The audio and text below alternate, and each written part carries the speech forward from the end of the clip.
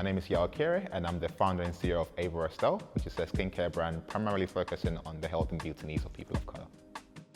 It's quite an interesting one in terms of my household growing up. I'll probably say it was more on the quiet side, but my parents migrated from Ghana. So growing up, it was just us, the children, and mom. Dad stayed in Ghana because he had a really, really good job. So it wasn't necessarily like a broken home, but it was predominantly just like growing up here in the UK with mom. I think I remember being someone that likes fixing things a lot. From what I can remember, in terms of being a kid, I've always been sort of like described as quiet. So at 16, so it was a business of basically selling hair straighteners and ladies' boots and stuff like that on Amazon. My cousin would literally just import them, and he was like, okay, cool, like, no, here you go. He would sell it to me for about £40. And then I'll sell it on Amazon for like £100, £120. It literally just blew my mind. Like, why would anyone buy hair straighteners on Amazon for £120? This is business, right? Before that, I had never really done anything business related before. So I think that was my entry into the world. I thought, wow, this is amazing. Like, I want to do more of it.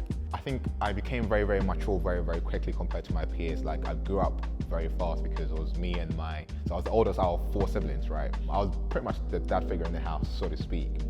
So my current business was actually all down to when I met my wife. Initially when I met her, obviously going out and talking to her, I did realize some habits around her.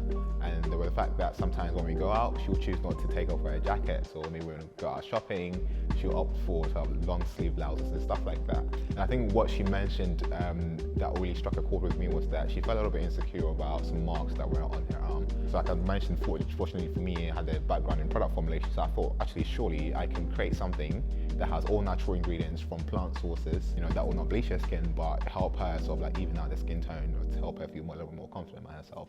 So that's essentially where the idea came from. It literally just worked like magic for her.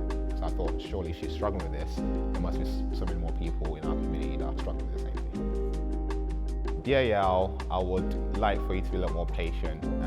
I know, you're craving for success. I know you want to start a business, but at the same time, yes, you're going to learn a lot of skills. You're capable of those.